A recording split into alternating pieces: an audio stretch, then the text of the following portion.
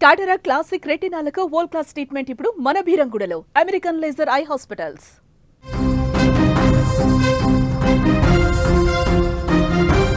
యుద్ధం ఆగిపోయింది. సుమారు 2 ఏళ్లుగా జరుగుతున్నటువంటి భీకర యుద్ధానికి తెరపడింది.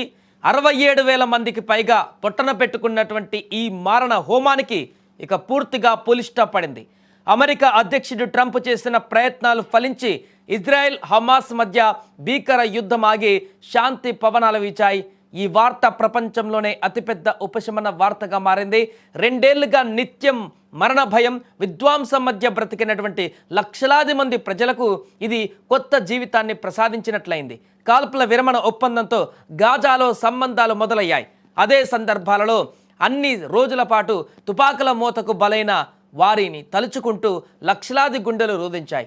ఆకలి చావులు, ఆర్తనాదాలతో వినిపించిన గడ్డపై ఇప్పుడు నవ్వులు పోయడం ప్రపంచాన్ని ఆనందానికి గురి చేస్తోంది. 2023 అక్టోబర్ 7న ఇజ్రాయెల్ పైన హమాస్ దాడితో భీకర యుద్ధానికి నాంది పలికింది. హమాస్ దాడికి వ్యతిరేకంగా యుద్ధం ప్రారంభించిన ఇజ్రాయెల్ 2 ఏళ్లుగా విరుచుకుపడుతోంది. ఆ దేశ బలగాల దాడులతో గాజాలో ఇప్పటి వరకు సుమారు 67,000 మందికి పైగా పాలస్తీనియన్లు మరణించారు. సుమారు 170,000కు పైగా ప్రజలు గాయపడ్డారు. యుద్ధం ఆగిన సెకండ్కు ముందుకు వరకు కూడా ఇజ్రాయెల్ తన దాడులను ఆపలేదు. ఈ మారణ హోమంలో గాజాలోని బాల్యం ఊహించని విధంగా బలైంది. ఆకలి కేకలు, బక్కసిక్కించిన దేహాలతో చేతిలో కంచం పట్టుకొని ఆహారం కోసం అభ్యర్థించినటువంటి దృశ్యాలు ఇంకా కళ్ళ ముందు కనిపిస్తూనే ఉన్నాయి. ఇలాంటి ఎన్నో దృశ్యాలు అక్కడ చోటు చేసుకున్నాయి. ట్రంప్ చొరవతో ఈ యుద్ధానికి మొత్తానికి ముగింపు దొరికింది. తమ సుదీర్ఘ యుద్ధాన్ని నిలిపివేసేందుకు ఇజ్రాయెల్, హమాస్ అంగీకరించాయి. బందీలు, ఖైదీల విడుదలకు గ్రీన్ సిగ్నల్ ఇచ్చాయి.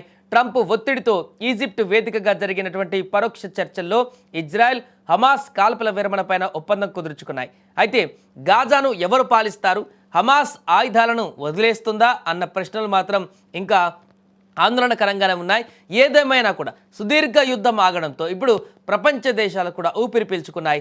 ఇజ్రాయెల్, హమాస్ మధ్య వారాగేందుకు కృషి చేసిన ట్రంప్కు మోదీ అభినందనలు కూడా తెలిపారు. ఫోన్ చేసి ఇరువురు నేతలు మాట్లాడుకున్నారు. ఈ విషయాన్ని స్వయంగా మోదీ ఎక్స్ వేదికగా పోస్ట్ చేశారు. నా మిత్రుడు అధ్యక్షుడు ట్రంప్తో మాట్లాడాను. చారిత్రక గాజా శాంతి ప్రణాళిక విజయవంతమైనందుకు ఆయనకు శుభాకాంక్షలు తెలిపాను. ఇరు దేశాల మధ్య వాణిజ్య చర్చలలో సాధించినటువంటి మంచి పురోగతిని కూడా సమీక్షించాం. రాబోయే వారాలలోనూ టచ్లో ఉండాలని అంగీకరించామని మోదీ తన పోస్టులో పేర్కొన్నారు. 4 రోజుల వ్యవధిలో ఇరువురు నేతల మధ్య ఫోన్ సంభాషణ జరగడం ఇది 2వసారి కావడం గమనార్హం. సెప్టెంబర్ 16న ప్రధాని మోదీ 75వ జన్మదినం సందర్భంగా ట్రంప్ ఫోన్ చేసి శుభాకాంక్షలు తెలిపిన విషయం తెలిసిందే.